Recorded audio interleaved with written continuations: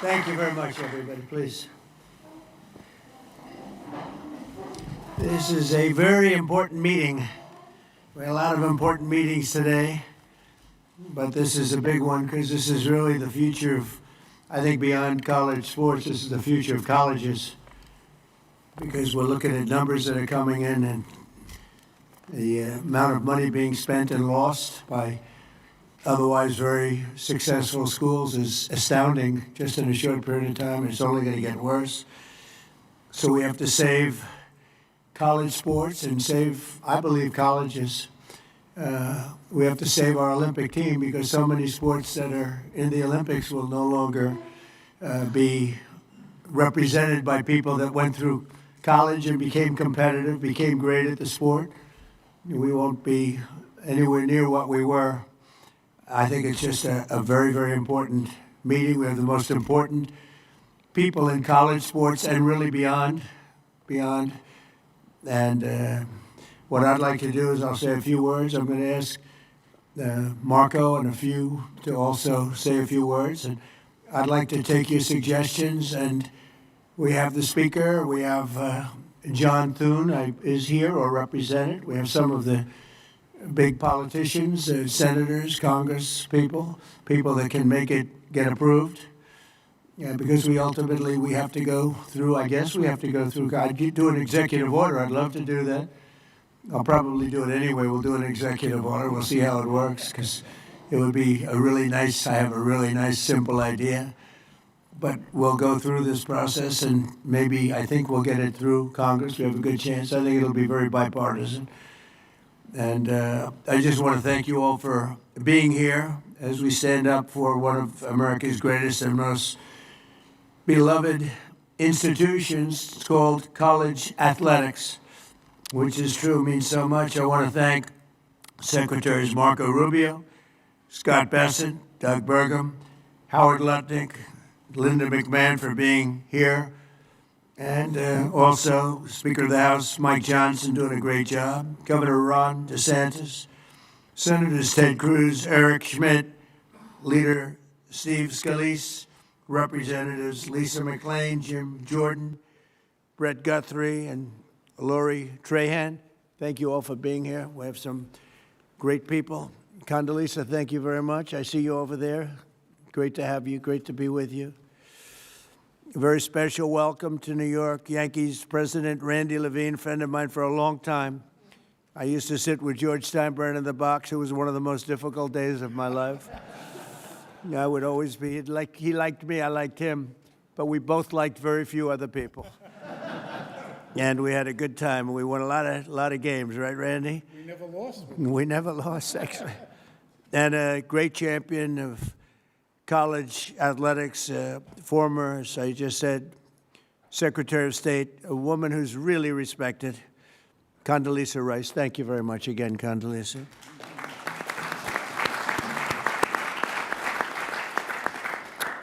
And Ron DeSantis has been working very hard with us, and wherever you may be, Ron, hi, Ron, and has some great ideas and some great coaches that gave him some great ideas. We're gathered today to discuss an important threat to the integrity and culture of college sports, the inability to set rules on eligibility, transfers, name, image, and likeness, and much more than that, in the face of endless lawsuits. And it's what's going on with the legal community is incredible.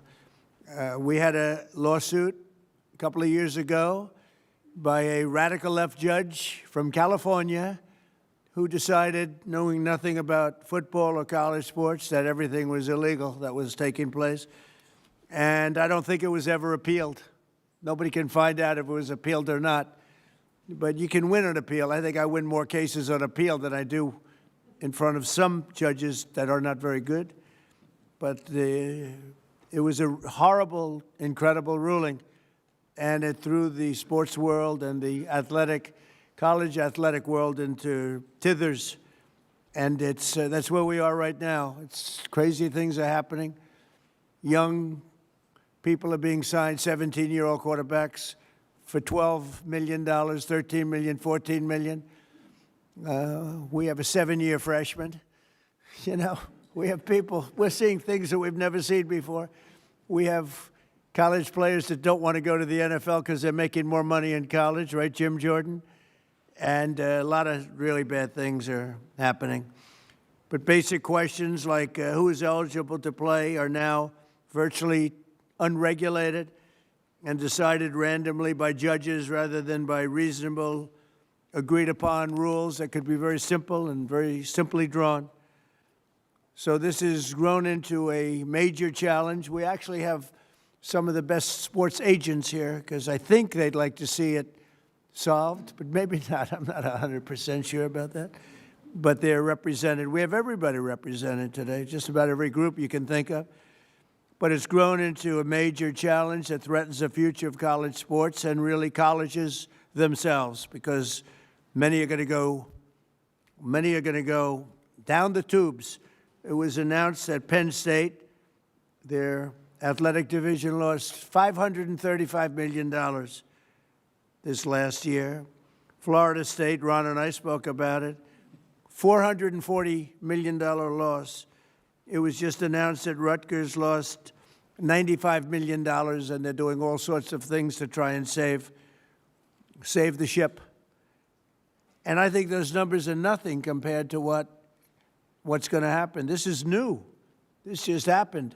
Those numbers are going to go to levels that nobody's ever seen before.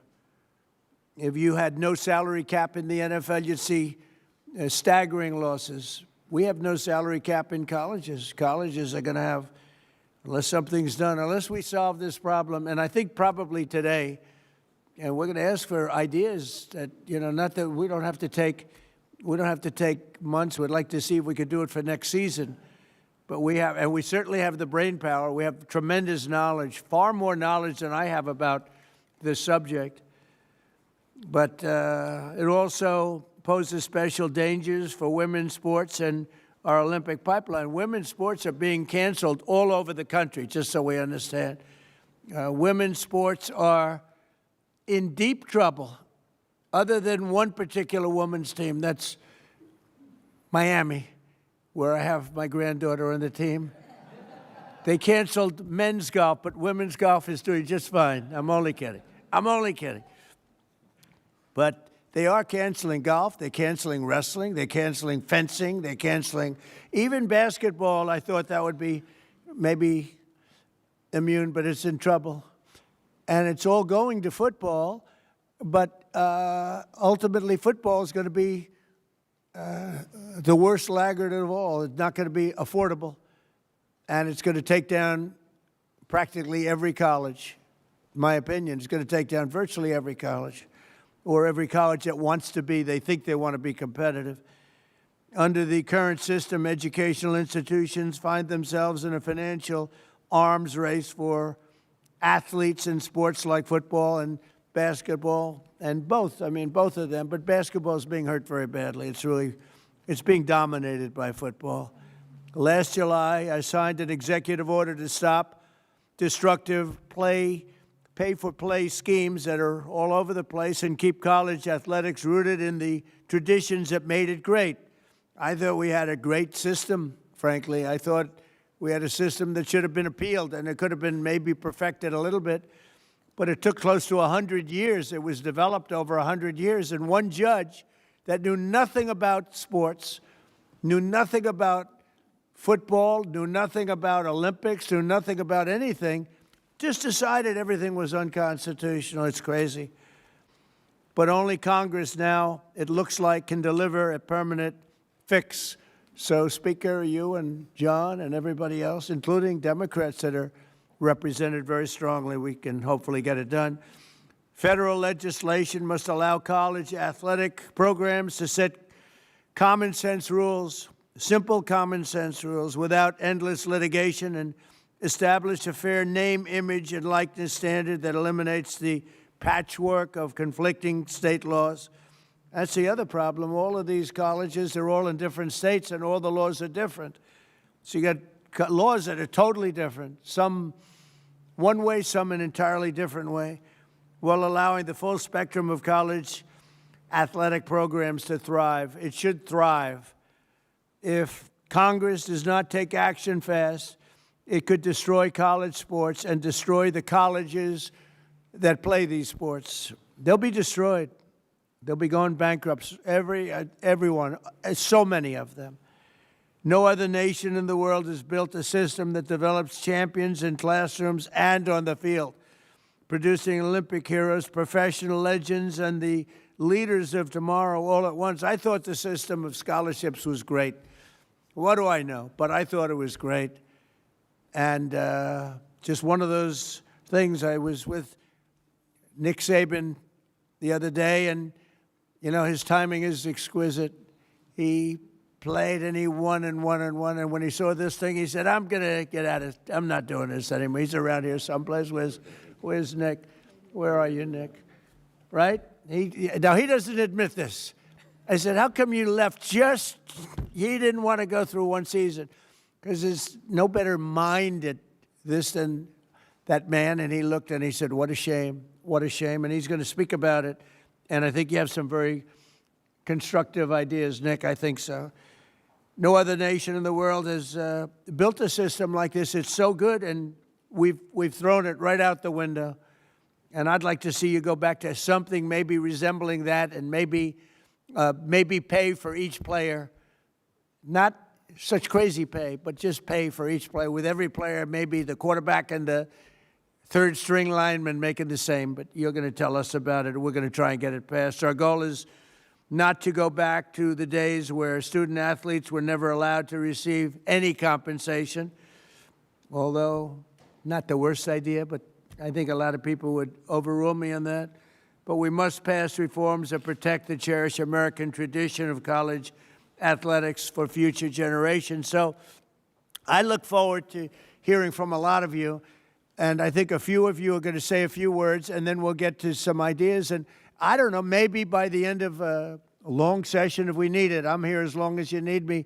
They came to me, they said, you're the only one that can do it. I said, oh, thank you very much. I said, really, because I'm president, okay, to be honest. But we have certain abilities, and we'll see if we can get it done. So I'll ask in this order, Marco, you'll say a few words, and then Speaker Johnson, Randy Levine, Nick Saban, Charlie Baker, the Governor Ron DeSantis, and Greg Sankey, Sarah Hirschland, and Pete Bavacqua. And they'll go pretty quickly, and then we'll hear from some of the people. And we may have something come up that's somewhat of a miracle. There's an idea out there, and somehow it's going to have to be arrived at, because there's no way this system will allow colleges to, in my opinion, will allow schools to live financially. It's not going to happen. So if I could, I'll ask Marco, you can start, and then Speaker, and then we'll go through the list, and then we'll take some ideas or questions, all right? Thank you very much, Marco. Thank you, Mr. President. And I'll be very brief. The first is, I think you've already touched on, and that is what a unique institution college athletics is to the United States. Very few countries in the world actually have something like what we have. And it's not just unique, it's really important. A lot of people don't see some of the aspects of it that are so positive. The first is the student-athlete experience. There are literally thousands and thousands of young Americans who are going to graduate this year with not just degrees, but advanced degrees, and athletics made that possible. And the athletic support and the academic support that they're receiving from these schools is extraordinary. So there are kids that literally would not have gone to college or may not have considered it, and certainly not the advanced degrees, without the help that this provides. Also, the development of the individual that student athletics provides. I mean, look, if you can show up at 6 a.m. in the morning every day for a lift, you're learning one of the most important lessons in life. 95% of life is showing up where you're supposed to be on time. These are extraordinary lessons that people are gaining. Two more things that people don't think about: unity. Few things in America unify us anymore, and one of the things that does is college athletics. In particular, I can just, the experience of a Saturday, and I was about to say a Saturday in the South, but I don't want to discriminate against the other conferences. I'm sure it's true there too, where communities get together, people don't agree on anything else except that they want that home team on the field to win. And it's one of the few unifying experiences we have as a country, and it's so critical. And the last you touched on as well, Mr. President, this is the feeder program for our Olympic teams. Without it, there is no feeder program. Other countries have structured it differently, but the way we have it in our country is so unique in that way. We all know the challenges, and what this system now needs is a system of rules and regulations, of guardrails, so that everyone is operating under the same rules. And it's difficult to do because it's moving very fast, but you've got the right people in the room here, Mr. President, and the right leadership. So thank you for caring about this, because it truly is important for the country and for millions of Americans who are fans, and thousands of families who have student athletes in their family who have experienced the system or are going through it now. So thank you. And Marco has a conflict of interest that he didn't reveal, which is a very serious charge. Could be a criminal charge, actually, because his son is a very good player for a very good college and makes money with NIL. So this is a serious conflict of interest. But we'll take him. We waive his conflict. Please. Thank you, Mr. President. It's an honor to be here with so many of the all-time greats. It's a treat for us, members of Congress. There's many of them around the table, and they're happy to be working on the issue with you and for you. I would say, people often say that Speaker of the House is the most stressful job in the world, but then I think of SEC football coaches because they got to win every Saturday night. And my friends who are in those positions, I have a lot of sympathy for. I want to commend President Trump for his extraordinary leadership, and he leads on this important and complex issue as he does all others. He sees a problem, he wants us to solve it, and he assembles the right people to get that done. And I think he really is the only figure on the planet who could do that. So I thank you for that, Mr. President, getting everybody together. One more issue that we'll tackle. I'm a double alum from LSU, undergrad and law school, so I bleed purple and gold, and we talk a lot about college athletics down where I'm from. It's a big thing, but the whole country cares deeply about it because it's part of Americana, as Marco was saying. It's part of who we are as a country, and it's so important, and we have to navigate through these unprecedented waters together. I'm glad there's some really smart people who are working on that. Mr. President, Congress does need to act quickly because it's getting out of hand, and I think everybody here recognizes that. I want you to know the House has been working very deliberately and I think very effectively on this. We've done a lot of good work, and many of you are familiar with the SCORE Act. We passed an important procedural hurdle in December. We're right on the verge of passage in the House, and we now think we have the votes to do that. But that's why this meeting is so timely, because we want to have the conversation today and in the days that follow, because we want to make sure that we get it right. It's a bipartisan product. It has broad support in the House. We believe we'll have every Republican now, and we have a double-digit support of at least Democrats. It is bipartisan. A lot of good work's gone into that to get it there, and we think it may be the vehicle to get us to the next phase of this and this essential conversation. But the next step is preparing that legislation for final passage. So I was talking with Randy and many of you who are leading on this. This is a very important and timely conversation that we'll have today, and I said in the days that follow. We're encouraged to see all of you, the experts who know this issue better than anybody in the country, willing to put your time and effort into it and provide feedback, because we want the final product to be the best it can be. We want to accomplish the necessary ends, and we think we're very close. Everybody here wants to see this American institution succeed, and we have that opportunity within our grasp. And we want to make sure that the solution we develop actually works for student athletes who are at the heart of this, and that's who we care about so much. And we know that the foundation of any good deal begins with getting the right people in the right room. And this is the right room, and this is historic. And no one knows better than the man who literally wrote the book on it, and that's President Trump. And so I want to thank you for assembling us, Mr. President, and we look forward to the discussion. I yield back. Thank you, Mike. Thank you, Mr. President. Thank you, Mr. President, for putting this group together. Leading up to this, wherever I would go, because I had an interest in this, both professionally what the Yankees have done and my experience on board of directors of various colleges, everybody would say over and over again, this thing is failing bad, and it's like a hamster on a wheel. It kept spinning on the wheel but never getting off. It was never done. And they told me, please talk to the president, because he's the only person who will convene a group like this in order to reach a consensus to get it done. And he agreed to do it. But he said to me, if I'm going to do it, it has to be bipartisan. And he asked me and the speaker and everybody else to make sure it is bipartisan. And it is. We have people from both parties here, and that's what has to happen. So we put this group together. Why did we put this group together? Because it's representative of the people who know the best on how to solve this issue. We have college presidents who've been living with this from all over the country. We have some of the finest athletic directors who have been pioneers in this area. We have professional sports executives. Why do we have them in the room? The answer is, as Commissioner Silva would tell you, or Hall of Famer Lou Lamoriello, these issues have been in professional sports for a long time. We have a lot of experience. I negotiated the first revenue sharing agreement in baseball. Caps, revenue sharing, distribution, all of those things are what we live with every single day. So maybe we can share our experience and transport it here as long as it's in the context of college sports. There's one group that is missing, but they won't be missing from the final product, and that's the student athletes themselves. This group, as we move on, you can be assured we'll be talking to the student athletes and all their representatives to make sure their voices is clearly heard. You know, time is of the essence. People have told me they've been to Congress 15, 16, 17 times. One group goes in, the other group goes in, and nothing seems to get done. Time is of the essence. Besides the numbers the president talked about, I heard a story from one of the great professional athletes on the Yankees, one of our great players yesterday. And he went to a great university, and he said to me, "Thank you for doing this, because every day I got asked for more money for NILs, every single day." And what happened is I gave money for an NIL for a quarterback who left the next year. Meanwhile, a friend of mine, daughter is on the rowing team, and she lost her scholarship, and she's an Olympic hopeful, and now she has to pay her own way.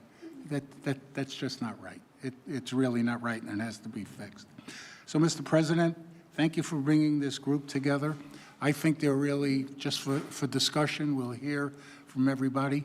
I think there are really two things to add on to what the speaker said that have to be done.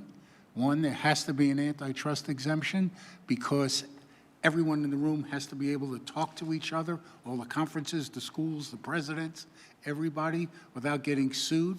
That includes the kids. They have to be involved in these negotiations, the student athletes.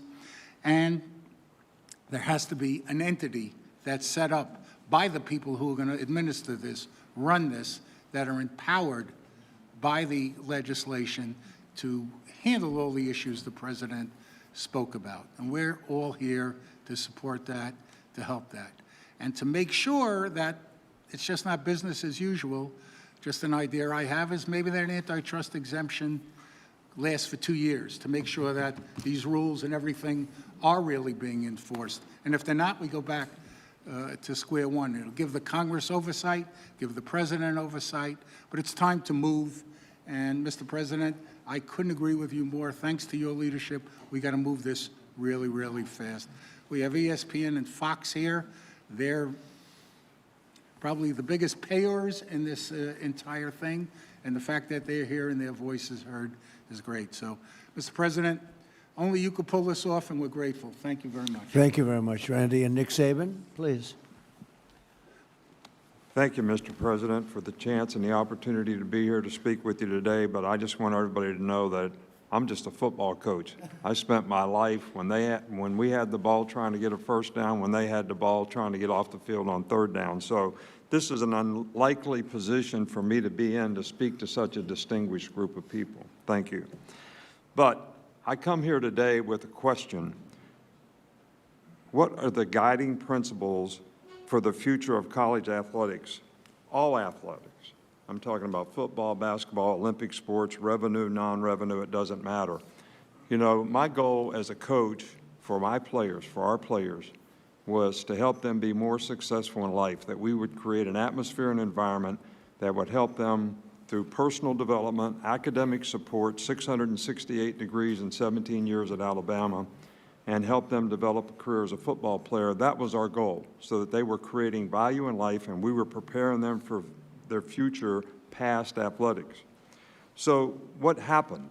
You know, in this current system that we have, that became impossible to do because people, instead of making decisions about creating value for their future, they were making decisions about how much money could they make at whichever school they could go to or transfer to. So I think we have a challenge here today.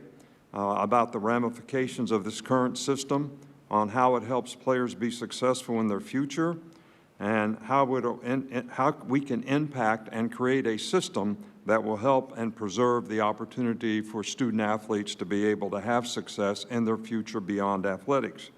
So we need to develop an effective system of revenue sharing, authentic name, image, and likeness, authentic being you have marketing value, which now we have collectives, which just create opportunities, which just become pay for play. Eligibility issues where we have guys playing 6, 7, and 8 years. So you have 25 and 26-year-old people playing against 18 and 19-year-olds, which is not healthy. Transfer rules, we have over 4,000 people in the portal. Fans don't like it, support groups don't like it. It's not really healthy for players in graduation to transfer several times in your career. You really put yourself in a pickle in terms of your ability to graduate. So I think we need to come up with a system, and we obviously have to do it with the President's leadership and also with Congress probably, whether it's antitrust legislation or whatever it is, to allow student athletes in all sports, including women's and Olympic sports, to enhance their quality of life while going to college, but still provide opportunity to advance themselves beyond their athletic career, which is what the philosophy of college athletics and getting a college education has always been about. And how much does anybody talk about getting an education anymore? Nobody talks about it at all, which is the most important thing any of these student athletes can do in terms of enhancing their future. So thank you very much. Thank you very much, Nick. Charlie Baker?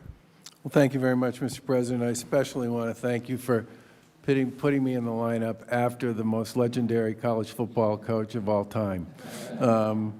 And I really want to thank you for your interest in this issue and your commitment to it. And I also want to thank you for the work that your administration has done on a number of different issues, working with our team and with many members of the folks who are in this room today. You know, today there are more kids playing college sports than at any time in our nation's history. There's 556,000 student athletes across all 3 divisions playing on behalf of 1,100 schools. And those 1,100 schools are second only to the United States of America in terms of the amount of financial assistance they make available to those student athletes. It's over $4 billion. That's also the biggest number we've ever invested as a community in the student athletes who attend our schools. There is a lot that is right with college sports, and anybody who watched the Women's Olympic Championship game between Canada and the United States would know that, among other things, all of the players on both of those teams were former college student athletes. All 46 of them from both teams that played in that championship final. Women's sports has grown dramatically. The visibility of women's sports, the viewership of women's sports, the attendance at women's sports, the investments in women's sports have all gone dramatically up over the course of the past 10 years or so. And if you talk to almost anybody who follows youth sports, they'll tell you that the growth in youth sports on the women's side continues to be profound.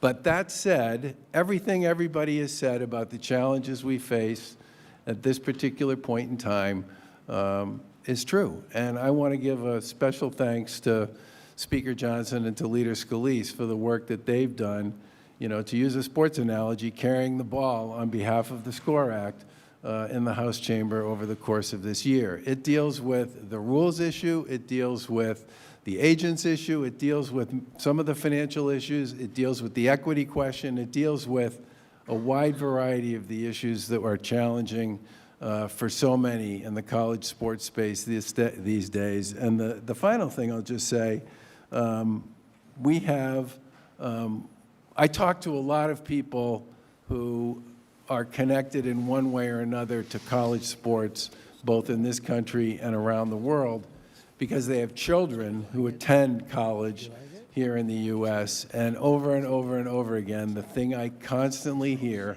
is there's nothing like college sports anywhere else in the world. And you are so lucky to live in a country where you have a system that works for young people the way this one works for young people here. So I'm deeply grateful for your commitment to this issue. I'm thrilled by the folks you've managed to put around this table. I agree with others who said there's probably nobody else who could do that. And college sports was a great thing for me and my kids and my wife and so many. I know a lot of kids who wouldn't have graduated from high school, much less gone to and graduated from college if it wasn't for college sports. It's a truly unique American jewel, and we should do all we possibly can to ensure its success for the next generation and the generations after that. So thank you again for having us all here today. Thank you, Charlie, and you're doing a great job. Appreciate it. Ron, please. Well, thank you, Mr. President, for doing this. I mean, you have pedaled to the metal on so many different issues, from national security to border to energy, and you're not taking the pedal off any of that, and you could be forgiven to say college sports is important, but your plate's full, and you just added it to all the other things that you're doing, and I thank you for that because this would not get done without your leadership. No one else could get this group together. No one else could work with Congress to be able to do it. And so I appreciate it because it is important to a lot of people. I mean, we know this is out of whack. We went from a system where you couldn't give a student athlete anything. They could sell your jersey, you get nothing, to now, quarterback throws for 300 yards and they go see the coach. Hey, I need more money. Give me more money from the club. Okay, I'll transfer. Or they get money and I don't want to play in that bowl game. Sorry, I'm just going to sit out. And I think that that's been bad, certainly for college football and college sports. But let's just be clear, and a lot of the speakers have said, and I speak from being in the South, college football is king. It's not even close. University of Florida is the reigning NCAA basketball national champion.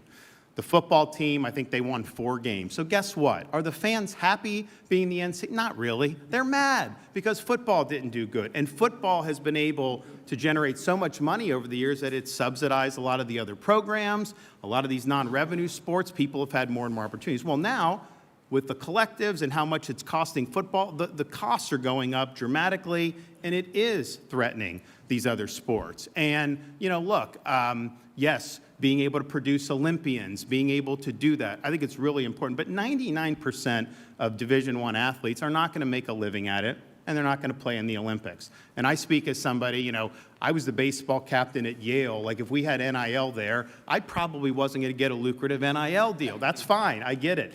But, you know, what being a college athlete teaches you, there's a reason why the Naval Academy and in West Point, you have to be an athlete when you go through there, because it teaches you discipline. It teaches you about hard work. It teaches you about competitiveness. It teaches you how to cope with failure. And so a lot of the people, the students in these sports that may not be as glitzy, but are going to be harmed by the current trajectory, these are going to be future leaders of our country in a variety of different endeavors. And so I'm thankful that this is going to get done under President Trump's leadership. This is a bipartisan issue.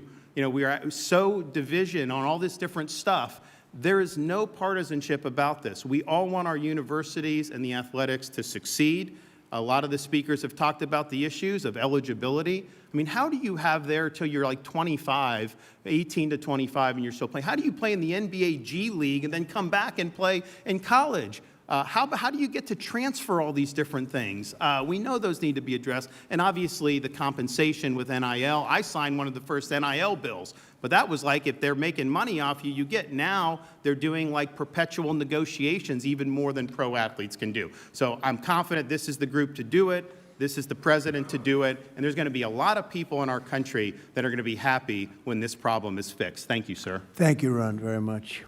Very much. Greg?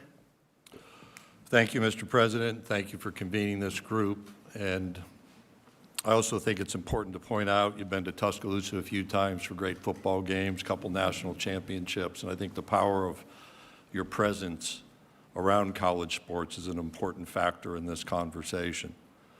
I had a knock on the door of my residence hall in 1983 by my baseball coach. I was a bad catcher at Laterno College. That's why I'm here today, because he taught me some lessons that had I not been in that situation, I never would have learned. I've spent 2 of the last 3 weeks with our student athlete leadership councils, and I asked them, what would you say in a room like this that people need to hear? And there were 2 things that they wanted me to communicate.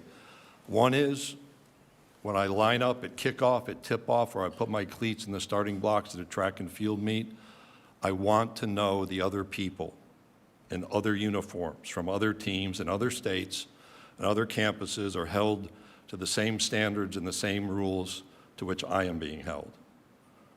They also want to know that they're being supported from a physical and a mental well-being standpoint. Part of that is their concerns about sports gambling and the pressures that are emerging upon them.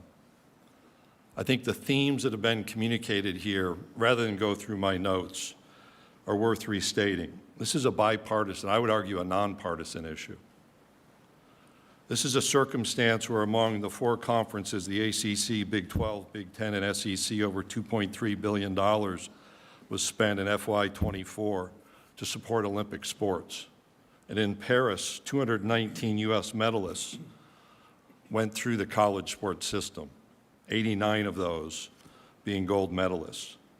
In college sports, we move young people from adolescence to adulthood through education, through becoming part of a community, which they otherwise would have not experienced, and the opportunity to build a legacy.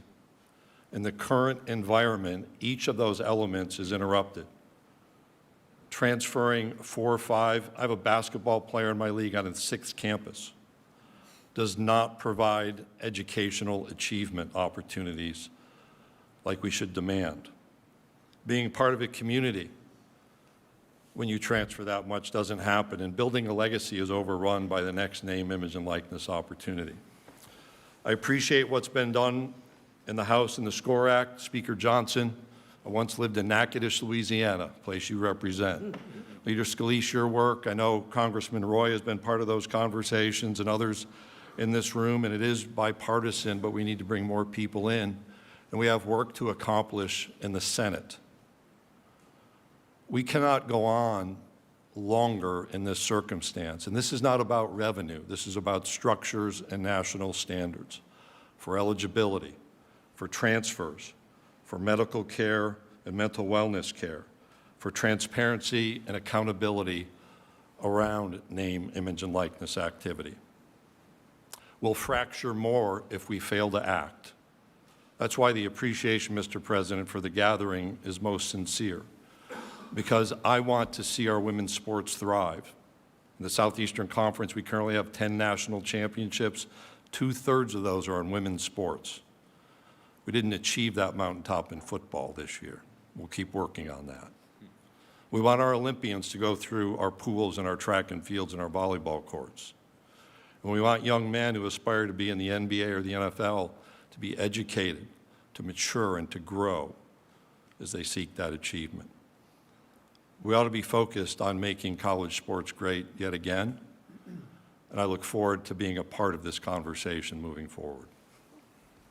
Thank you, Greg, very much. Sarah Hirschland, please. Thank you. Good afternoon, everyone. Let me start by saying thank you, President Trump, and your whole administration for your continued support of both Team USA and the Olympic and Paralympic Games. I'm proud to be here today to represent Team USA, and I will say it is no surprise to anyone in this room that we are the greatest sporting nation in the world. Team USA is the most successful team in history, with more Olympic medals than any other nation. One of our competitive advantages is the education-based sports system our country has embraced for more than a century. America's colleges and universities built a world-class athletic system that develops the whole athlete, academically and competitively. This system is the envy of the world, as we heard Charlie say. It has also been the backbone of Team USA for generations. The results speak for themselves. You heard Greg reference some, and I'll just expand. The athletes from just the Paris Games represented 231 different college institutions and 71 conferences. 90 different schools were represented by our medalists from just the Paris Games alone. This success does not happen by accident. It is directly impacted by the broad-based, sustained investment in sport on campus. You've heard that referenced. This is not something we can take for granted. To say that our country should be grateful to colleges and universities and their athletic programs is an understatement. And while the United States has topped the gold medal table in 8 of the last 10 summer games, I am here to tell you the margin is narrowing. Around the world, nations are investing aggressively in sport, building centralized training systems, expanding funding, and prioritizing athlete development in new ways. That growing global competition comes at a moment when U.S. colleges must increase their investments in football to stay competitive. The economic pressures are unsustainable. We've heard this several times, and we know that Olympic sport budgets inevitably rise to the top as the first to be cut. And in some cases, women's sport, but it's also men's sport, may be eliminated. We must keep our eye on both. We know what happens when those investments are reduced or disappear. It hinders the future pipeline of Team USA, but frankly, it threatens the future health of sport in our country. We cannot wait for the economic pressure to create this crisis.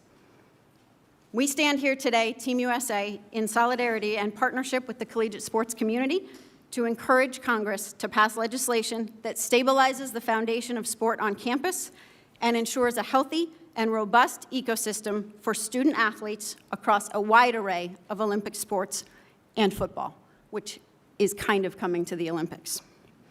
Let me conclude by assuring you that American athletes are ready for this global challenge. In fact, we welcome it. But the pursuit of excellence deserves a system that continues to invest in them. Thank you, Mr. President, and to our congressional leaders, to the college administrators, and to the many representatives across the sports industry who are here today. We value your commitment to sport, and we welcome your partnership. Thank you, Mr. President. Thank you very much, Sarah. And we'll conclude with our little early speeches, but we'll hear everybody that wants to. If you have an idea, if you don't have any ideas, maybe you don't bother, okay? But if you have something good, and maybe what we're talking about with the SCORE Act, it seems to have a lot of support, but we'll talk about that. Pete Bavacqua, please. Hey, Mr. President, thank you. Thanks for having us all here, and a special thanks on behalf of Notre Dame for your kind words about Coach Holtz. I know he was a dear friend of yours, so we appreciate that. And this meeting is important. It's timely. I think everybody around this table knows that we need help to straighten this out. We need the help of Congress. In this post-House world of NIL and compensation, we're finding ourselves in a situation where college football, particularly men's basketball, women's basketball, but particularly college football, I don't think it's any secret that people understand that so many of the decisions around college sports are driven almost solely by college football. And college football is certainly important to Notre Dame. We make no secret about that. But it's become a runaway financial train. And if it continues to be that way, even the healthiest of universities are going to have to make incredibly difficult decisions that are going to impact women's sports and Olympic sports. There's simply no way around that. So we need regulations. We need regulations, we need financial transparency, and we need repercussions. People's feet need to be held to the fire. And I talked to Coach Saban before we entered into this room, and we were talking about the transfer portal. And Greg mentioned it as well, but when you have young men and women going to 3 schools in 3 years, 4 schools in 4 years, the student athlete, and they're student athletes, they're not just athletes, and we're forgetting the academic part, we're forgetting the student part. And if you're going to 4 schools in 4 years to make a few more $100,000 on each stop, where when you're 21, 20 years old, you think all your financial troubles have gone away, you're going to find at the end of that college experience, you're not going to have an academic degree. That money that you thought you could rely on for the rest of your life is going to be absent by the time you're 23 or 24, and you're going to have the rest of your life, you're going to find yourself in a very difficult position. So we have to talk about financial transparency, and we have to restate the importance of the student-athlete experience. We can't forget that, because the percentage of people that can go on and play in the NBA, the WNBA, the NFL is extremely low. And it's the importance of that academic degree that you get throughout your student-athlete experience that's going to serve you so well for the rest of your life. And quite frankly, I think if we can agree on regulations with real repercussions, and we go down the road of a free market enterprise where college football continues to be a runaway train financially, I think there's got to be a commitment that if you're going to spend X on college football, and Y on men's basketball and Z on women's basketball, you should be required to pay some sort of percentage of that to reinvest into your own Olympic movement within your universities. So I think this meeting, as I said, is important. I think we're coming to a point where we're going to be at no return if we don't get our act together and try to speak with one voice and solve this. So thanks again, Mr. President. Thank you very much, Pete.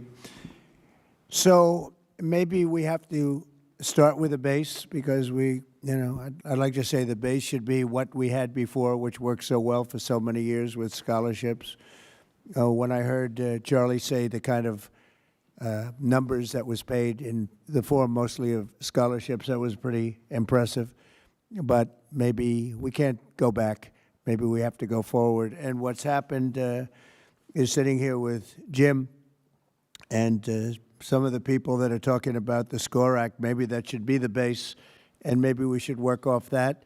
But if anybody has any ideas, I'm just noticing all of the divisions, all of the people that have supported it, including the NCAA, the 31 Division I conferences, 23 Division II, 22 Division III, all HBCU conferences. I mean, a lot of, and a lot more than that. So maybe that can be a base. That's the SCORE Act, which I know it's been, Mike has worked on it long and hard. We have a great guy, Jim Jordan, right here. He was a great athlete.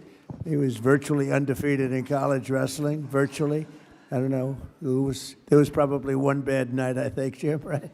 But he was some great athlete, some great wrestler, and that sport is being, torn apart by what's happening right here. Well, it sure helped when you came last year, Mr. President. Sure helped when you were at the NCAA championship last year.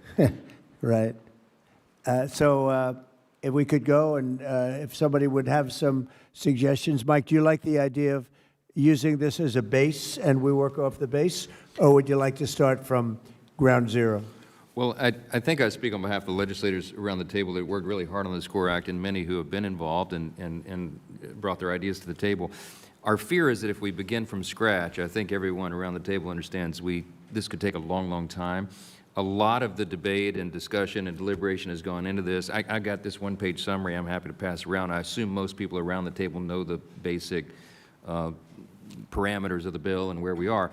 But the idea would be that if there are, Randy and I were speaking earlier before we went into the Oval Office, there may be some ideas to enhance it or make it better.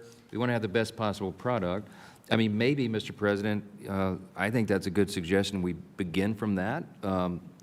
For lack of a better idea, if anyone has a better base that we should begin with, we're open to it. But I'm looking at some of my chairmen of the committees of jurisdiction, and everybody's worked really hard on this. And our majority leaders down at the end of the table, Steve Scalise, has kind of helped quarterback this, pun intended, to get it through the process. And if you have specific questions about specific points or parts of that legislation, we're happy to answer that. But maybe that's part of the discussion. Maybe we could, maybe the question is not a rhetorical one, but a question for all of you.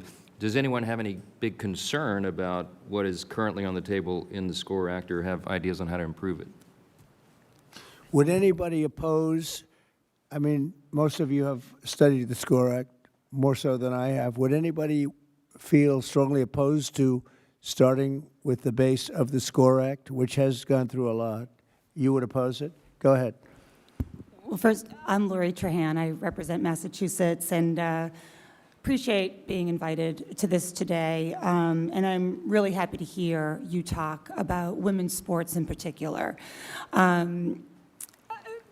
I played Division I volleyball at Georgetown. That's changed my life. And so really have spent a lot of time on college sports. And I think I'm the only Democratic legislator in the room. I'm not going to pretend to speak for all of them, but I do think we want to solve college sports as much as everyone here. I think one of the issues that we had with the SCORE Act, I look at this as we've got some revenue issues and governance issues. The SCORE Act, in its codifying the House settlement, really hurts women in Olympic sports. We've already seen a number of programs cut across the country. So I think we do need a revenue mechanism to save and protect. One, strengthening Title IX has to be part of the SCORE Act, as well as ensuring that we are funding those programs. I mean, look, I'm also a mom. I've got a college athlete, son who played lacrosse. I've got another daughter who hopes to. Sports is the lifeblood right now. People are they're playing sports at record levels at the youth league. If this is any time we should be expanding opportunities for sports, it's right now. And I think one thing that the SCORE Act represented was just a consolidation of what we have today, which is the SEC and the Big Ten. No offense, Greg and Tony, but all the money really is going to those two conferences right now, and we need to address the revenue issue. I know there's been some proposals as far as modernizing the Sports Broadcasting Act. That could be one. I'm open for discussion on that. And then certainly making sure that we have a strong federal standard for NIL. A patchwork of laws does not work. I couldn't imagine signing my letter of intent and having to study up on every single state law and who offers what. But making sure that we have athletes' voices mandated at the table. They're not here today, so I do feel a responsibility to represent those 560,000 athletes who are not here right now, but making sure that they've got recourse if their NIL rights are violated or not upheld. But let me just say again, I would love to work, and maybe the SCORE Act is the right vehicle, that we continue to tweak so that it has a path in the Senate as well. I know that there's a lack of consensus on many of the governance issues, but we'd like to solve that with everyone here today. Thank you. Thank you. Mike, you might want to respond to that. Well, there's some good points made there for sure, and I think everybody has the same intention as we want to protect women's sports as well, and I got two daughters. I would be remiss if I didn't acknowledge that. But with regard to the patchwork of state laws, as many of you probably know, the SCORE Act addresses it because it creates a national NIL standard, and then it allows the associations the authority to make rules on transfers and compensation caps and the things that are really burdening the system. And then it protects those rules from being challenged under antitrust laws. So we create an exemption there for that. So I think there are a lot of thoughts gone into how to address it there. But I mean, again, we have no pride of authorship here. We want to have the best possible product. So, I mean, the authors of the bill are open to good suggestions. So, yield back. Anybody, please? Yes, Steve? Thank you, Mr. President. I appreciate you bringing everybody together, because I think we're all here because we have a passion to protect college sports, and we've recognized that with this wild, wild west mentality, it's not healthy for the future of college athletics. And so bringing structure back and really bringing the ability for the schools to govern themselves again is what our intention was from the very beginning. We started this a few years ago. I remember Coach Saban came to my office and others, and we started listening to the people that are there at the schools dealing with the problem as payment of students became legal, which happened through legal arguments that, Mr. President, you talked about, some of these lawsuits that ultimately broke down the framework that Charlie Baker and others were able to use to police college athletics. That's gone now. And so how do we put that structure back? So we listened to the schools, we listened to the different conferences, all the different conferences. We talked to a lot of student athletes. We have a number of student athletes in Congress who played different sports, who are co-sponsors of the SCORE Act, and came to this from that same approach, saying, as somebody who played athletics or somebody who just has a passion. I lived in Tiger Stadium my second year at LSU. You know, in case you're wondering where my leanings are, but I care about the future of college athletics, and when you see a student athlete, as you talked about, Pete, on their sixth school and they're 28 years old, number one, they're not going to have any college credits to be able to graduate. And the idea of being able to get a degree for the 99% who aren't going to play professional sports is just going to be lost. And how can you reestablish that? So we started putting some things together. We have the antitrust protections in this bill. We protect women's sports in this bill. We established, Mr. President, that Title IX maintains so that however many men's sports you have to have an equal number of women's sports. Some schools have a lot of sports. Some schools can only afford a few, but whatever you have to have an equal number of women's sports, and that's protected in this bill. And obviously, the Olympic sports are protected as well. We also wanted to make sure you could put limits on the transfer portal, because that is something that a lot of people get very frustrated when they see, that you just have pure free agency. The professional sports don't even have that. And so you limit with, and again, open to suggestions, but what everybody seemed to come to an agreement on was 5 total years of playing with 1 ability to transfer within that. And there's flexibility by the governing organization, so the NCAA can look at a case by case. If your father's on life support and you want to transfer to a different school to be close to your family, you can get an additional 1, but let the governing body be able to do that again. We put those in the bill, and then we give the financial literacy requirements so that student athletes have more protections that they currently don't have today. You might be getting that $300,000 or $2 million contract. You might not even know you have to pay taxes on that. And you might run into some real financial problems if you're a 17, 18-year-old kid. We make sure the schools educate the kids on financial literacy. So we put a lot of other things, including health protections, as Commissioner Sankey talked about. So we listen to students, we listen to schools, we listen to all the conferences, all the HBCUs support this bill, and we built a framework and we built a coalition.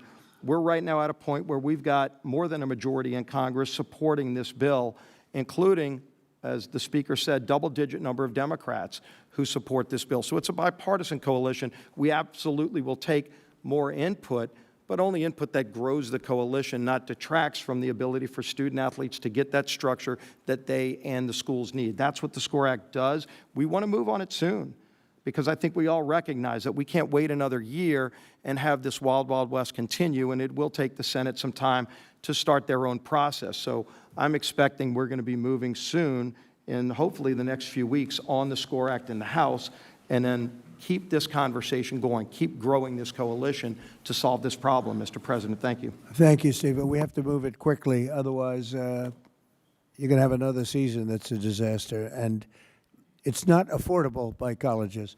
Next to you, Steve, you had something to say? Thank you. I did. Thank you, President Trump. My name is Jim Phillips. I'm the commissioner of the ACC. We welcome Kai this fall. I'll be your commissioner, so we'll look forward to seeing you out watching her play.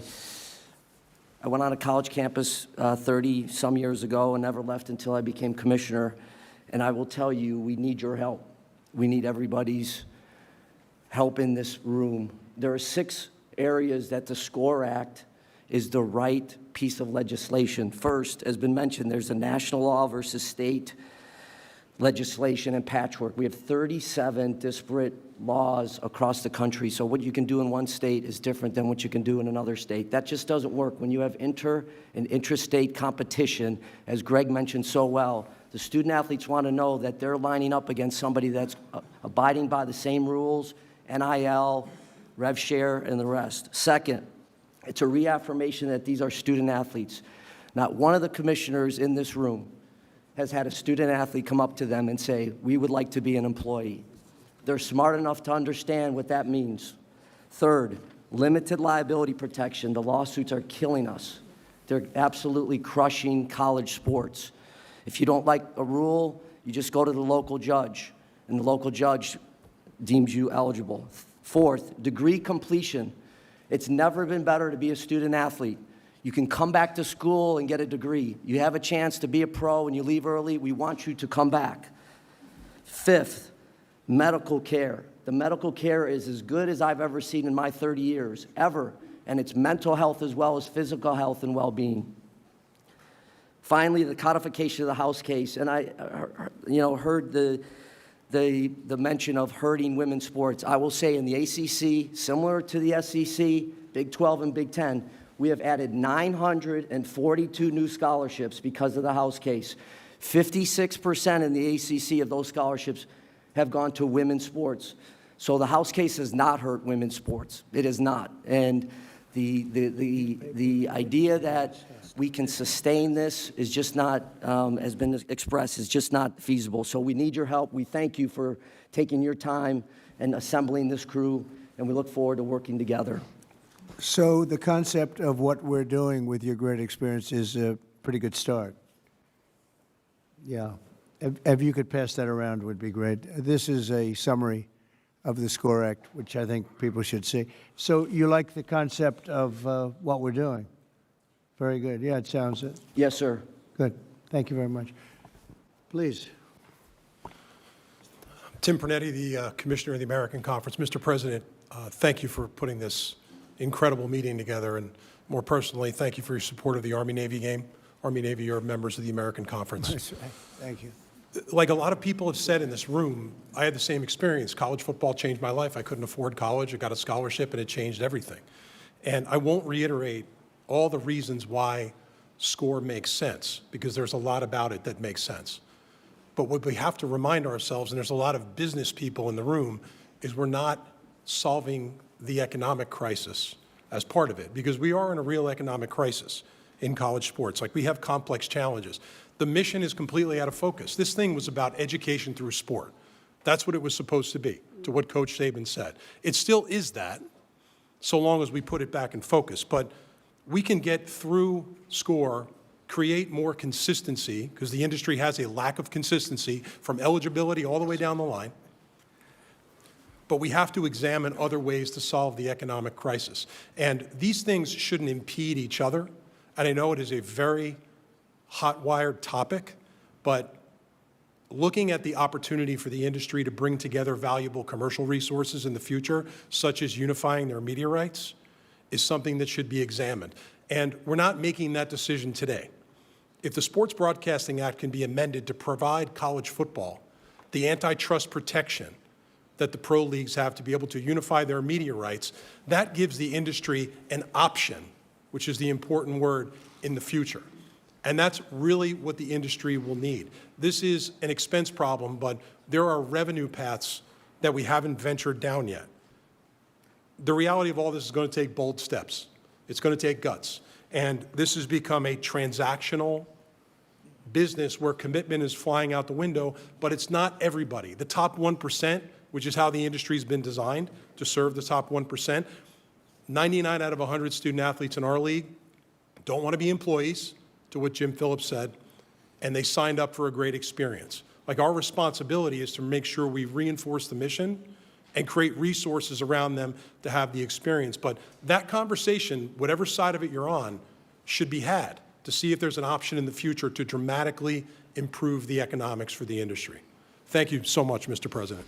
Well, thank you, and thank you for mentioning the Army-Navy game, because as you know, I signed an executive order to protect that time slot so that during that, from like 3 o'clock to 6 o'clock or 6:30, I guess, we protect that space, that airspace, so nobody can play a football game, and we have the Army-Navy game protected, because the kind of money that's being thrown around, they were a little bit concerned that the Army-Navy game, as great as it is, may not do so well. I think it would actually do pretty well, but we protected the time spot anyway, so that during that little period of time, it won't have any of this competition where lots of money's being thrown around. I think it was a worthwhile protection, because it really is it is a very special time and a special, very special game.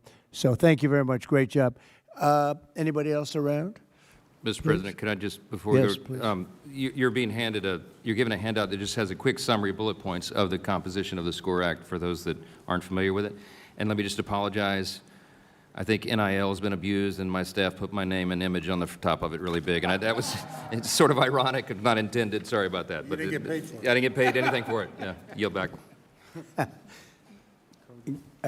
Anybody else, please? Cody, please. Yes, sir. Mr. President, I would like to express my gratitude for your involvement and interest in all of this, and especially personally the opportunity to be involved in helping to find the solution, because college sports, as many have said, changed my life, made me a better businessman, a better husband, better father, and made me better at life in general. This is a complex issue. It's multifaceted. There are a lot of different perspectives on how it should be solved. There are a lot of different agendas that are represented in this room. And the SCORE Act is a good start. It gives us a place that we can build on. But as we move into the Senate, the political dynamics are going to change, and many of the agendas that are represented in this room and outside of this room are going to come into conflict with one another. The reality is nobody's going to get everything that they want. If we're going to come to a solution on this, we have to find a place where we're all sort of equally unhappy, so to speak. That's just like any other business deal. And I think what's key is that we are all willing to come to the table and compromise and work together, recognize that the small schools are important, the big schools are important, women's sports are important, Olympic sports are important. It's not just about big-time college football. And so that may require you twisting some arms along the way to make sure that people work together and are willing to give a little bit and understand that this whole ecosystem of college sports belongs to all of us. It's a national treasure. It's a public trust, as I've heard Clay Travis say before, and I think it's very accurate. And so it belongs to all the American people, and all the American people should share in it. And so I would just encourage everyone here, and I think that might even be a commitment that you could ask everyone to make, is that they will work together, they will compromise, come to the table, and be constructive. So, Cody, I know you have worked very hard on this, and frankly, you've been working on it long and hard, maybe harder than anybody else. I've heard your name mentioned more than anybody. Could you use this as a base, and we all get together, maybe as a smaller group, and ultimately report back to the larger group and come up with something? Do you think this is a good base? Yes, sir. I think it's certainly a good base, and it's a great starting point. Again, the dynamics will be different in the Senate, and we'll have to build on it from there. And again, a lot of these tougher issues are going to come to the surface once we get there. But absolutely, we should convene a smaller group that can work on those things and work on the compromises that need to be made to be able to have a bill that can get 60 votes in the Senate. Is there any way we could go back to the old system, which I thought was fantastic, and do something with some compensation for the players and simplify things so that you'd go back to a scholarship system plus some compensation, more minimal, but, a lot for a player? I mean, for the most part, they would consider it to be a lot, whether it was $75,000 or $50,000 or maybe more than that. But you go back to that wonderful system that I thought we had until this judge decided to just throw everything out the window. And it's been worked at for years and years, and it was finally honed. And then all of a sudden we're sitting in this crazy neverland where colleges are losing hundreds of millions of dollars, and in many cases not even putting out competitive teams. It's incredible. Is there any way that can work? Coach, we were together, and you had some pretty strong ideas. How would you feel about that? As a coach, well, first of all, thanks for having us. And Thank you, Coach. I speak on behalf of so many of my former colleagues that I visit them now, and they're a mess. I don't see coaches sticking around longer. The coaches are getting paid very well, so they leave and enjoy their life, because what they're dealing with is the loss of a locker room. You take away team, and our country's in trouble. My two girls played college volleyball, and one of the greatest interviews I've ever witnessed is she's at Georgia Tech and said, I learned so much more on the volleyball court than I ever learned in any classroom, which I agree with. So I actually think it's a simple fix. And it's not simple unless we get antitrust protection, because the NCAA, when I was growing up in the profession, if you violated a rule, that was a problem. You'd lose your job. And that was made very clear.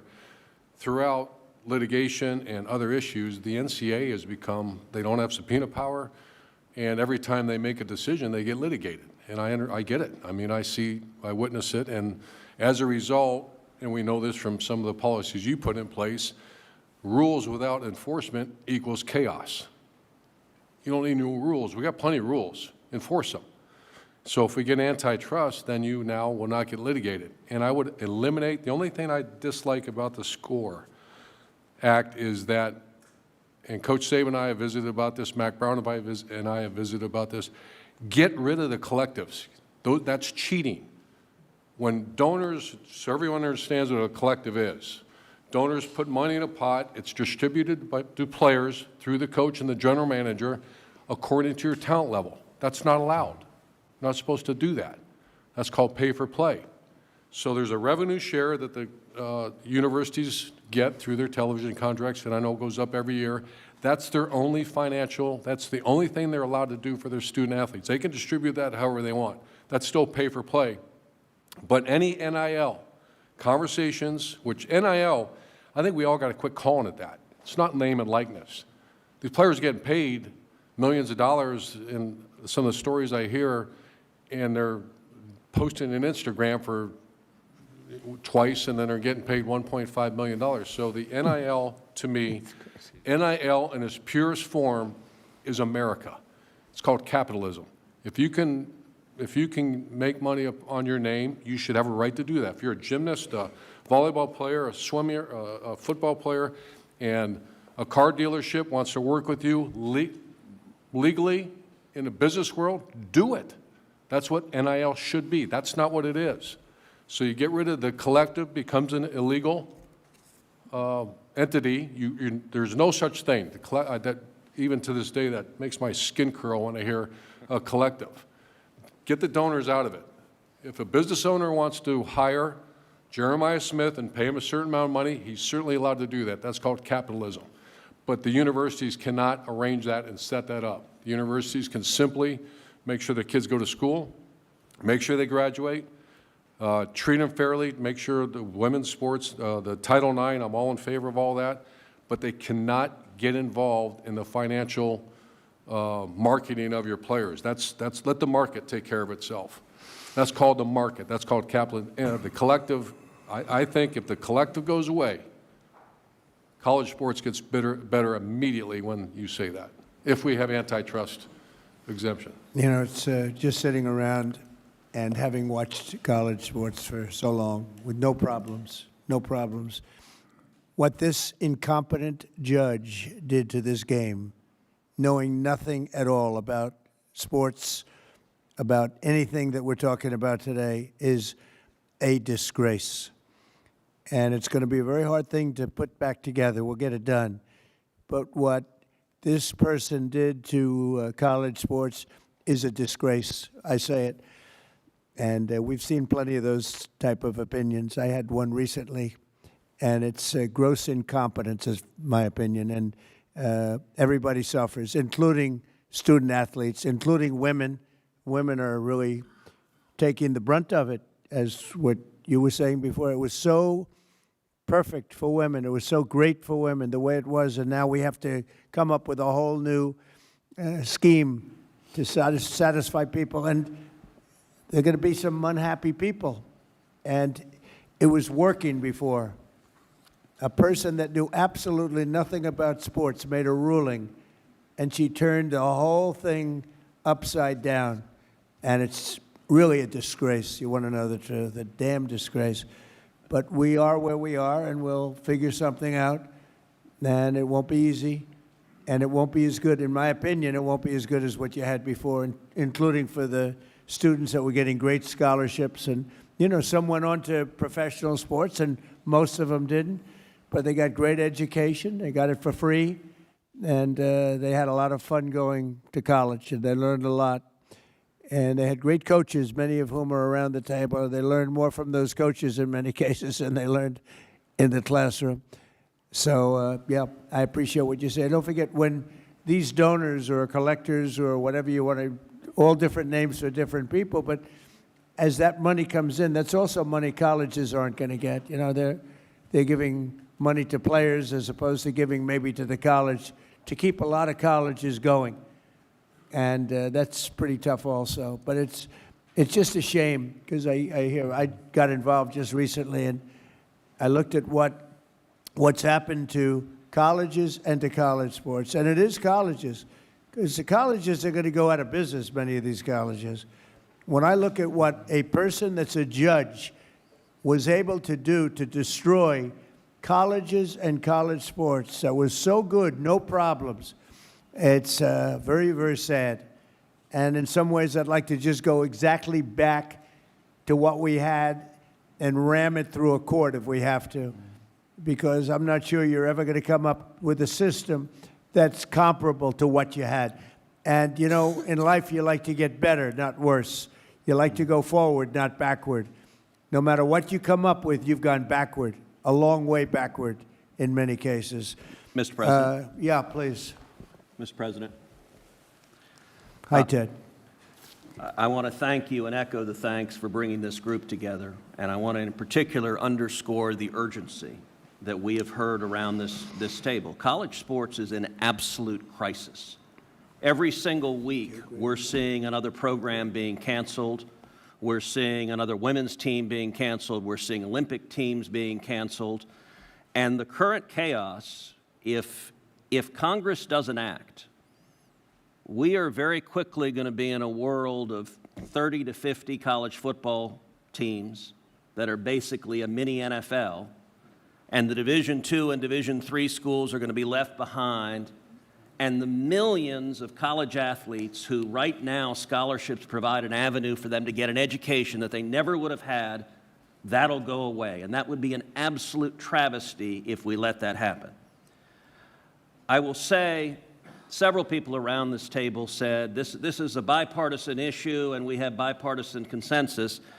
I agree it should be a bipartisan issue, but it's worth speaking realistically. The challenge is simple. You asked about the SCORE Act. I think the SCORE Act has many good elements. I think it is a very good first step.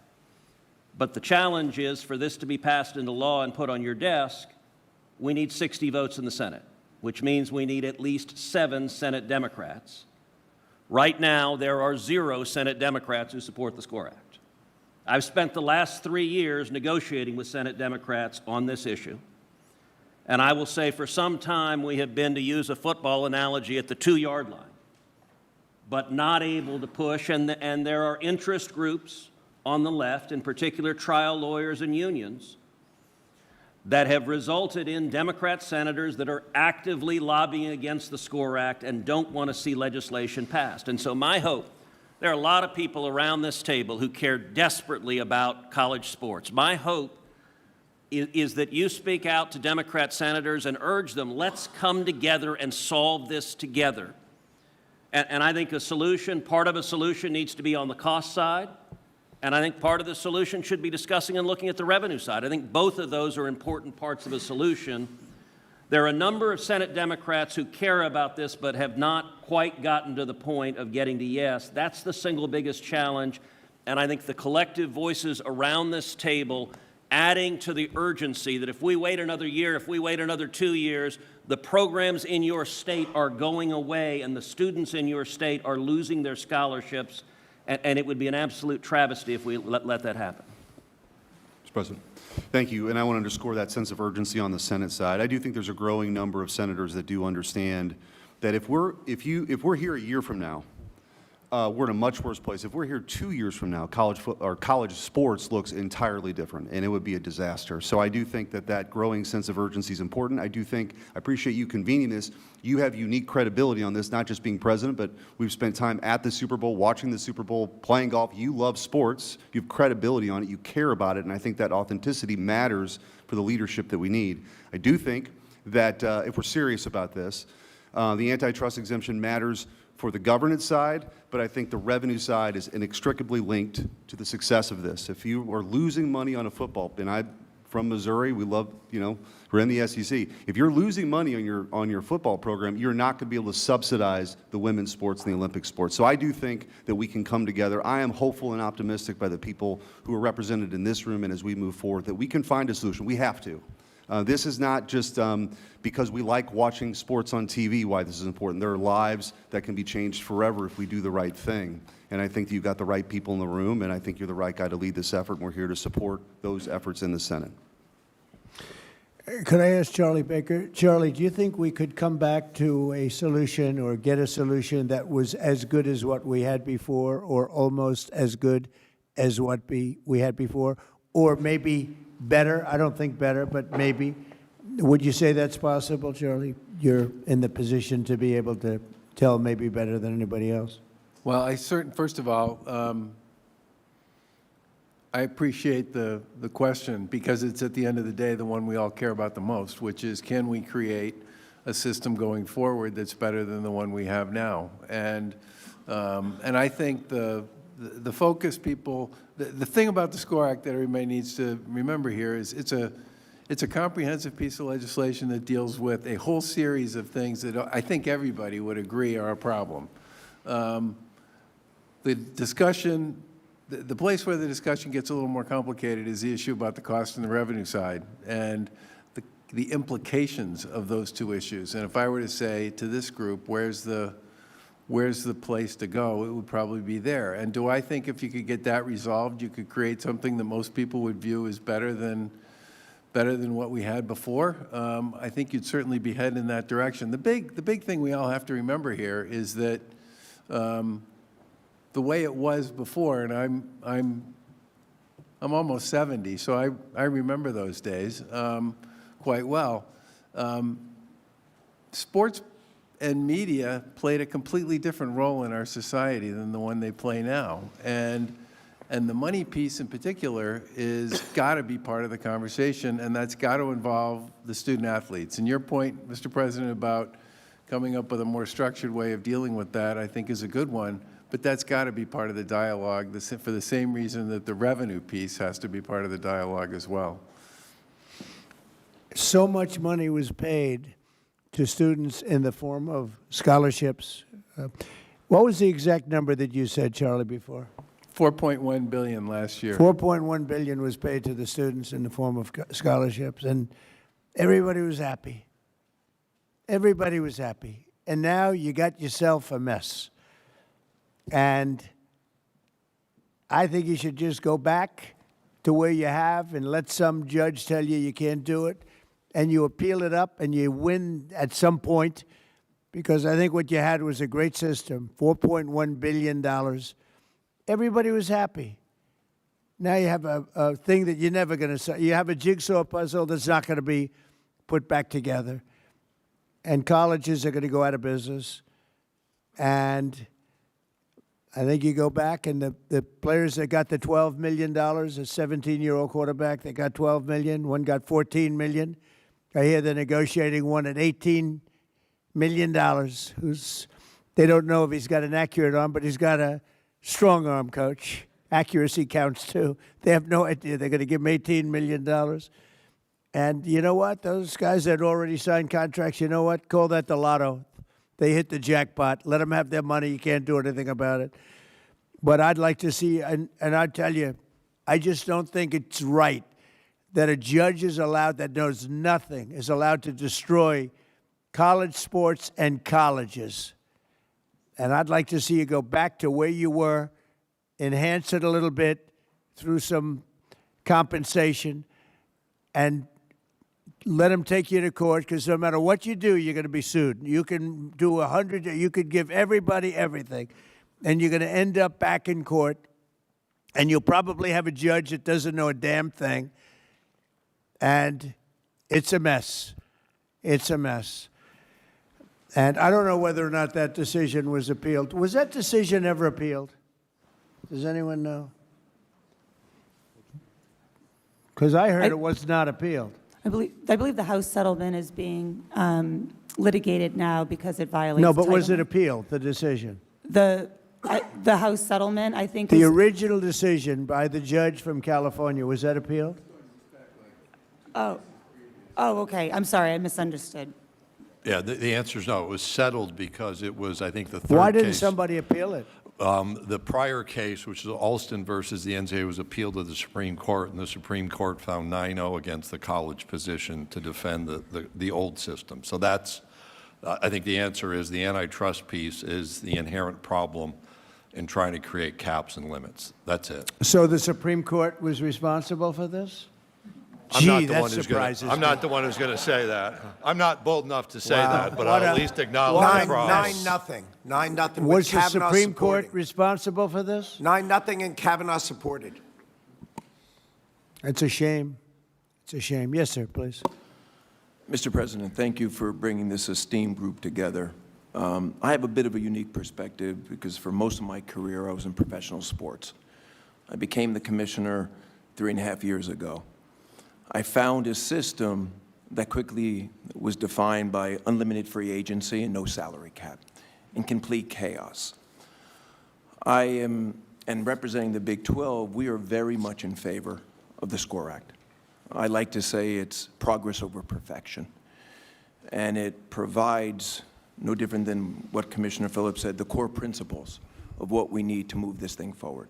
One thing that we didn't discuss so far today was athlete protection rights, which is obviously part of the SCORE Act.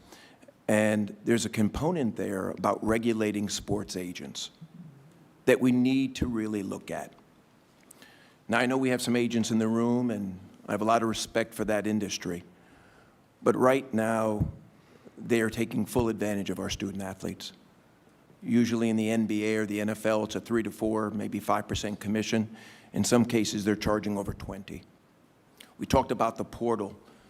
Most agents are pushing our student athletes into the portal, and the recent numbers show that over 40% don't even find a home once they get into the portal.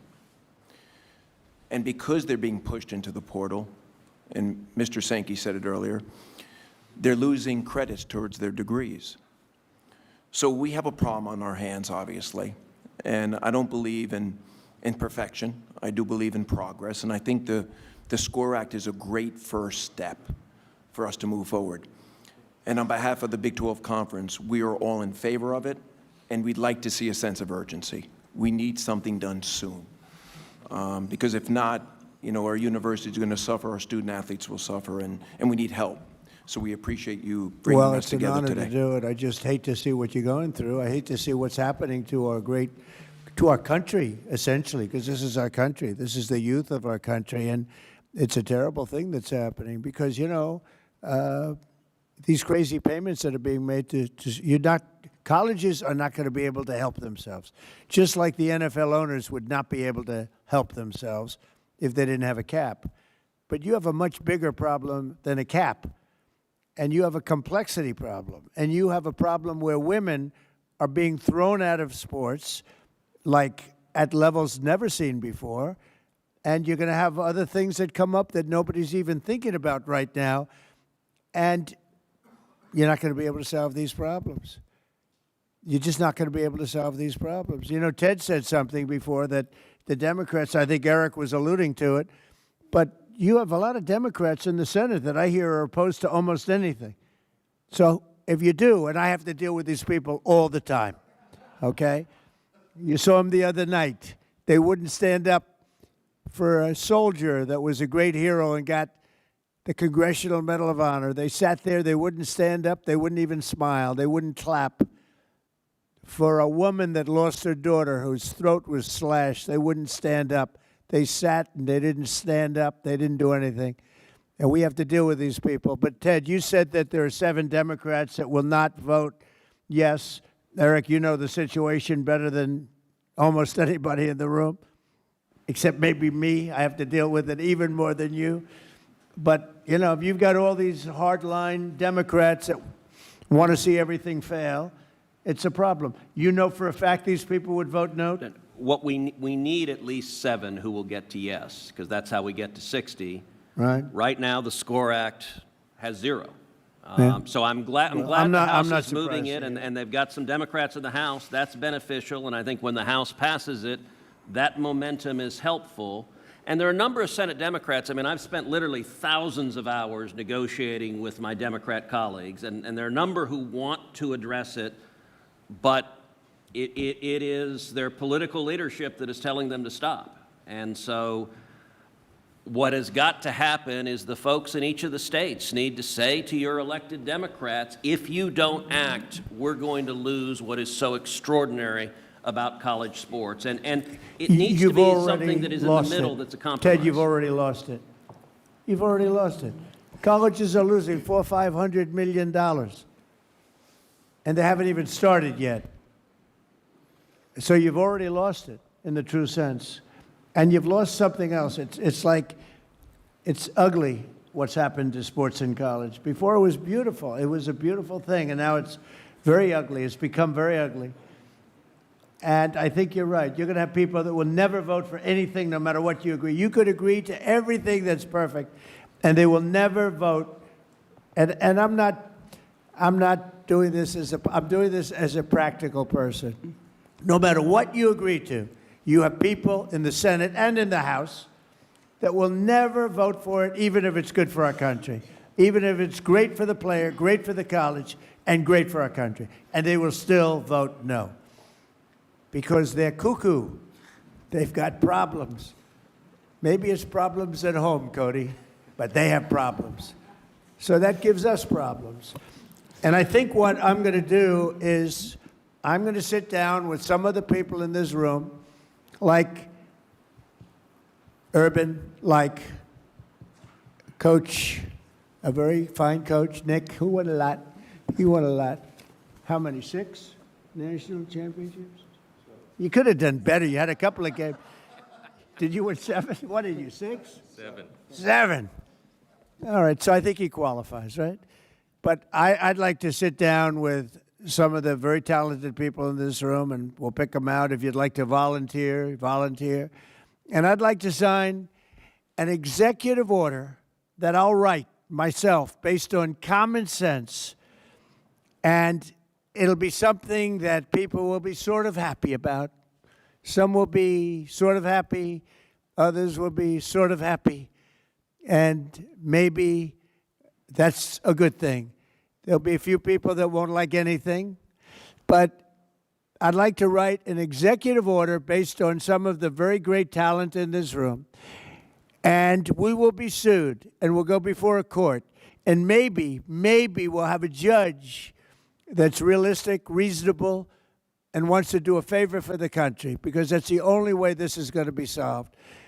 So I'm going to sit down, and I'm going to write an executive order based on many of the statements made today, many of the statements I've been hearing over the last year about what a disaster this is for colleges, for the players, for the families, ruining everything.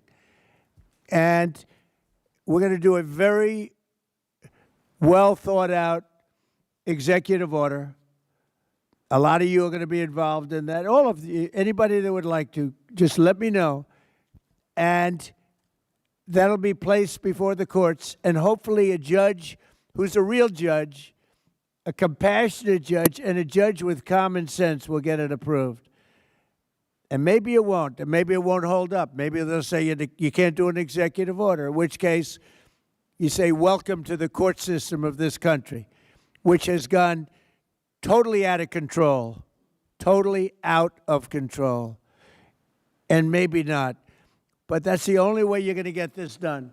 So I'm going to write an executive order, and the executive order is going to be based on great common sense, and it's going to let colleges survive and players survive and let a lot of people be very, very happy.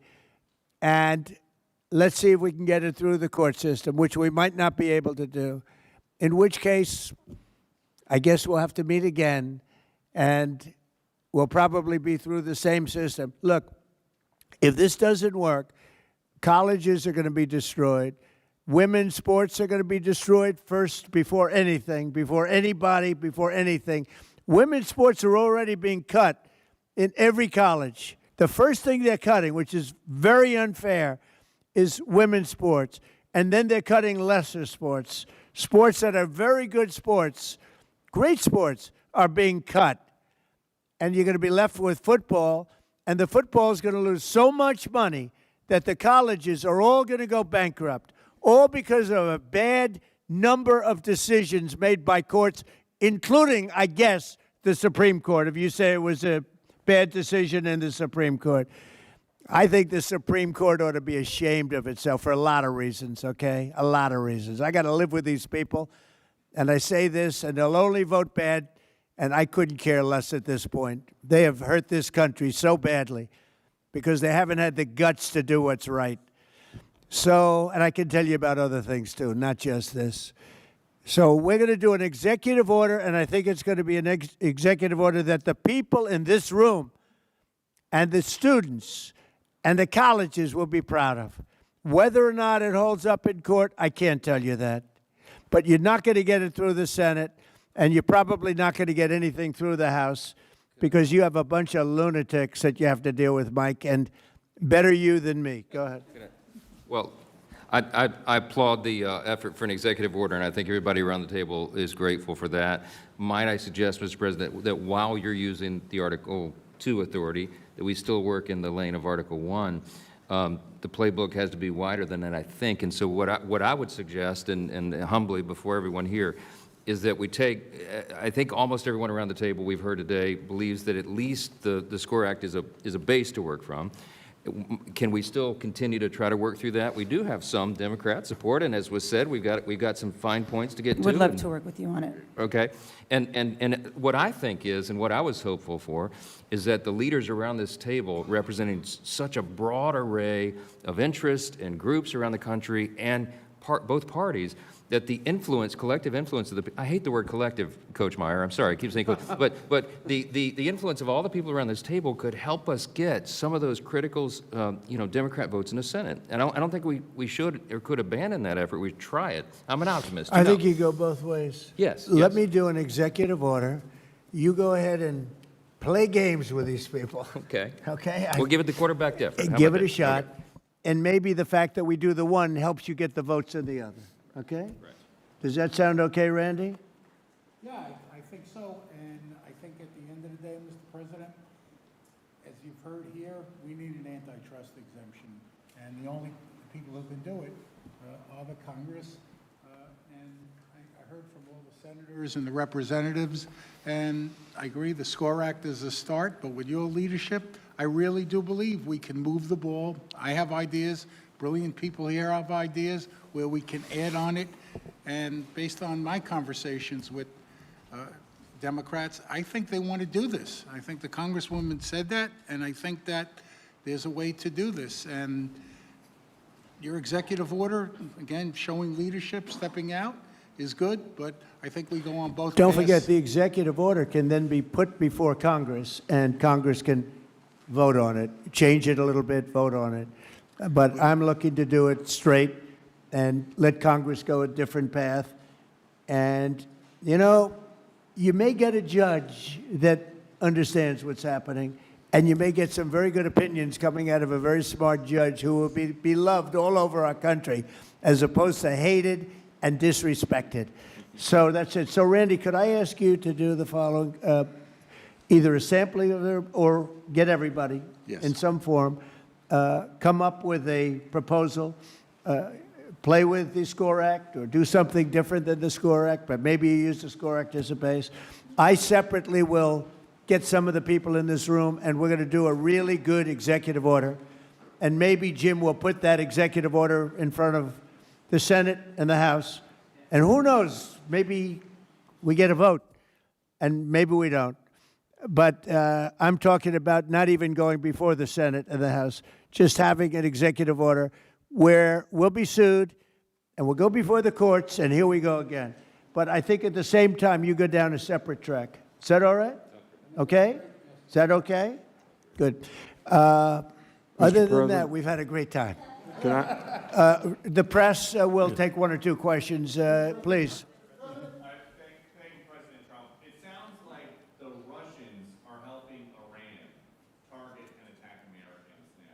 That's an easy problem compared to what we're doing here. I mean, but can I be honest?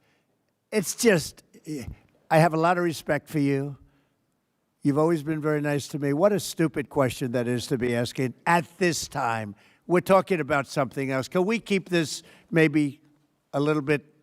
Go ahead, please. Thank you, Mr. President. My question is for eligibility. As you know, my son, Joe, is a high-level D1 athlete, third-year relief pitcher, University of Maryland. How would I know that? We're very involved. He said, as you know. Because I've told you. I've told you that. That's all right. Thank you. But the eligibility thing is a disaster in the NCAA. You have the redshirt system, you have the medical system, it's all being scammed, and in a week or two, the second division, D2, is passing a blanket 5-year eligibility without medical, without redshirt, just a 5-year eligibility.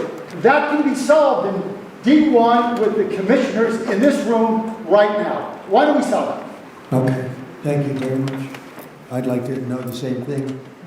You know why you're not going to solve it? Because we've had some very, very bad incompetent decisions. Things that were routine before, that were solved long before, now you're into a brand-new system. Yes, ma'am. Hi, Mr. President. Thank you. Could you tell us what went into your decision to replace Secretary Noem with Senator Markwayne Mullin?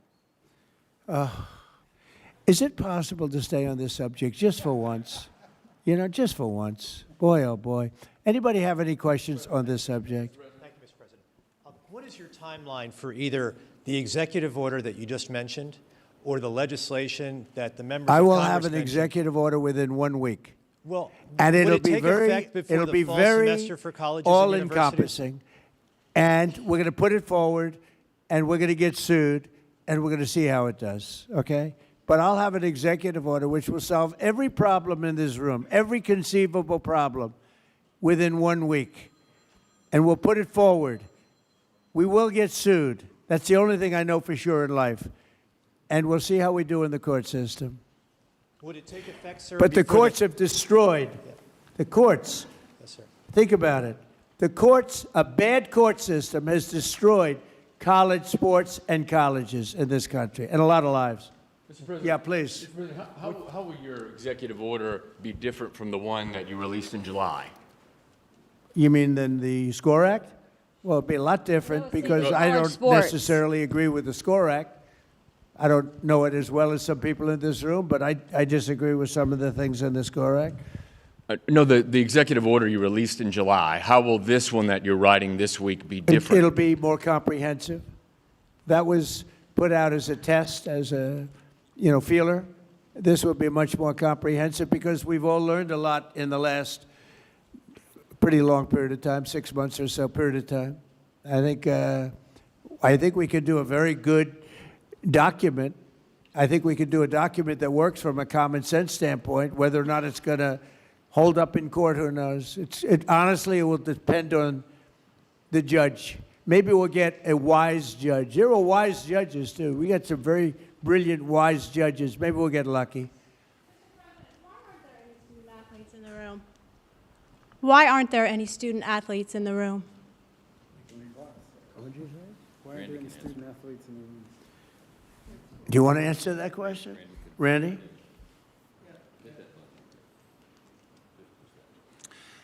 We've made it clear, and I thought I said it before, that we have agents here. There are a lot of student-athlete groups. There's a limited room here, and after this meeting, we intend to talk to all of the interested student-athlete groups to get their input, because this can't be done without them. But at the end of the day, we had to kick this off and start it. This is the beginning. This isn't the end. I've talked to a lot of people who represent student-athletes, and there are certain interest groups that I'm sure would have liked to be here, but they'll have their opportunity. They're very well represented. You know why? Because people like Nick Saban and Urban Myers and some of the people, all the people that I know in the room, and the people probably that I don't know, they all care very much about the student athlete, more so than they care about themselves. So I think they're really here in that sense. They're represented very well. Peter, I'll give you one more chance because that was a bad question you asked before. Go ahead. We've already got a lot of sound bites leave him in the about the lurch like sports. Can I ask one off topic? On topic, On topic. Okay. which is unusual for you. Go ahead. Thank you. What is motivating you to do this right now? Because there is a lot of other stuff going on in the world. Right, that's right. There's a lot. We're doing by the way, in Iran, we're doing very well. Somebody said, how would you score it from 0 to 10? I said, I'd give it a 12 to a 15. Their army is gone. They're just about, look, their navy is gone. Their communications are gone. Their leaders are gone. 2 sets of their leaders are gone. They're down to their 3rd set. Their air force is wiped out entirely. Think of it. They have 32 ships. All 32 are at the bottom of the ocean. Other than that, they're doing very well, Coach. Very well. We're doing, our military is doing phenomenally.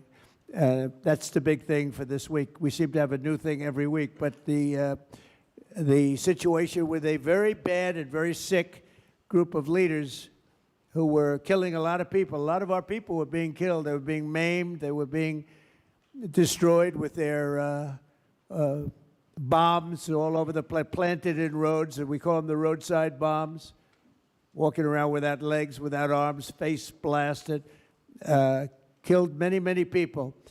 And we had a choice. We could take it and go on like that for years or do something about it, and we did something about it. And people are very impressed with our military, and they admire our military with what happened in Venezuela and what's happening now, what's happened with the B-2 bombers before this, where they took out the nuclear capability or potential of Iran.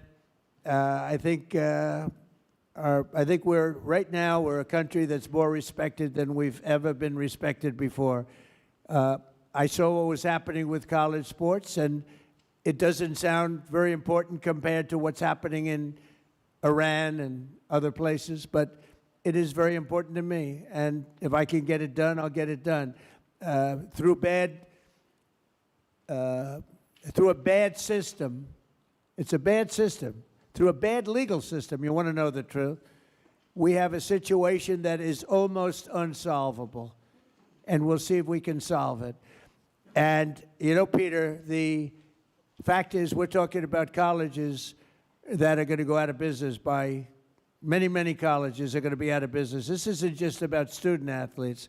This is about our whole educational system is going to go out of business because of this.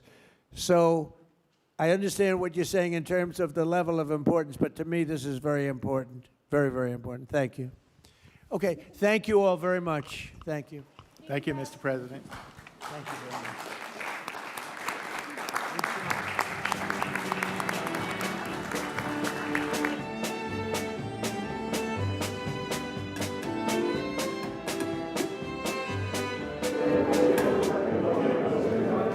Just stop my mic, hold on.